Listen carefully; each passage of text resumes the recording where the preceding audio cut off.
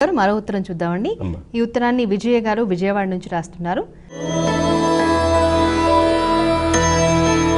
శివాలయ ప్రసాదాన్ని ఇంటికి తీసుకురాకూడదు అంటారు, నిజమేనా? అలాగే శివాలయంలో దర్శనమిచ్చే చండికేశ్వరుడు ఎవరు? శివద్రవ్యము ఎప్పుడు ఇంటికి తీసుకెళ్ళకూడదు అనేది ఓ సామెత మనకి మొదటి నుంచి కూడా చెప్పబడ్డటువంటిది. మనం శివాలయానికి వెళ్ళినప్పుడు చక్కగా అర్చన చేస్తాం, ఆ ప్రసాదము అది అంతా ఇవ్వబడుతుంది. ఒక కొబ్బరి చిప్ప లాంటివి తీసుకెళ్ళచ్చు. ఎలా తీసుకెళ్ళాలి అవి కూడా అంటే, మనం ఒక బిల్వపత్రాన్ని తీసుకొని వెళ్ళి నందీశ్వరుడి దగ్గర పెట్టి, మిగతా ప్రసాదాలు ఏవైనా ఉంటే తినగలిగినంత అక్కడ తిని, మిగతావి నందీశ్వరుడి దగ్గర మిగతా వాళ్ళకి పంచడము ఇత్యాదులు చేసి అక్కడ పెట్టి కొబ్బరి చిప్పలు లాంటివి మాత్రం ఇంటికి తీసుకెళ్ళచ్చు. ఎందుకు ఇది చెయ్యాలి అంటే, అక్కడ ఆయనకు ఒక ప్రతిజ్ఞ ఉంది. శివ నిర్మాల్యం ఆహారం శివాజ్ఞయా కర్తవ్యం అని నందీశ్వరుడు చెప్తాడు.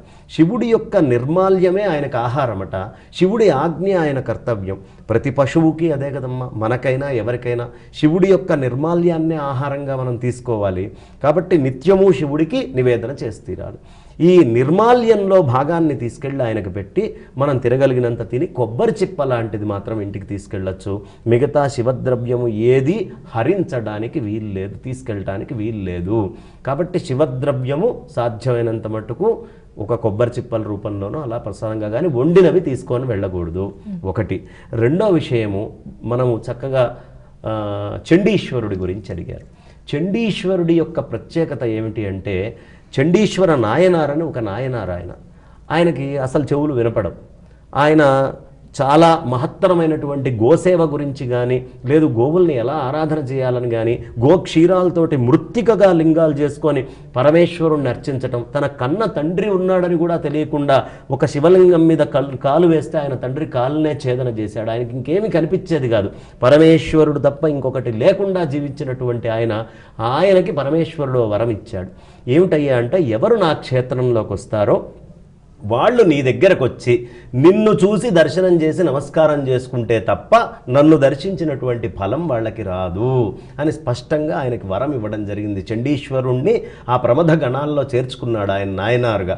ఆ చేర్చుకున్నారు. అందుకనే మనకి మహాలింగార్చన ఇవన్నీ చేసినప్పుడు అంతఃచండీశ్వరుడు, బహిశ్చండీశ్వరుడు అని అలా రకరకాలుగా చెప్పబడుతుంది ఆ చండీశ్వర వైభవం కూడా. ఆ క్షేత్రం అట్లా బయటికి వెళ్ళి చండీశ్వరుణ్ణి దర్శనం చేసుకుంటారు. చెవిటివాడు కాబట్టి చిటికెలు వేయటము, చప్పట్లు కొట్టడం చేస్తారు. ఒక్కసారి ఆ చండీశ్వరుడు నన్ను చూస్తే చాలు కదా, పరమేశ్వరుడు నన్ను అనుగ్రహిస్తాడు అని. కానీ ఆయన తపస్సులో ఇలా ముద్ర వేసుకొని కూర్చుంటాడు. ఒక్కసారి ఎప్పుడైనా తెరవకపోతాడా నా జీవితంలో నేను కొడితే? ఒక్కసారి ఆయన చూస్తే వాడు కైలాసంలో ప్రమథగణాల్లోకి వెళ్ళిపోయినట్టే. కాబట్టి ఆ చండీశ్వరుణ్ణి చూడకపోతే పరమేశ్వరుణ్ణి అర్చించినటువంటి ఫలితం మనకి ఎన్నడూ కలగదు. కాబట్టి గుడికి వెళ్తే ఖచ్చితంగా చండీశ్వరుడి దగ్గరికి వెళ్ళాలి, ఆయన దగ్గర నమస్కారం చేసుకోవాలి, ఏదో ఒక పదార్థం అక్కడ పెట్టాలి, బయటికి రావాలి. అప్పుడే శివదర్శన యొక్క సంపూర్ణమైన ఫలితం మనకి లభిస్తుంది. గురుగారు.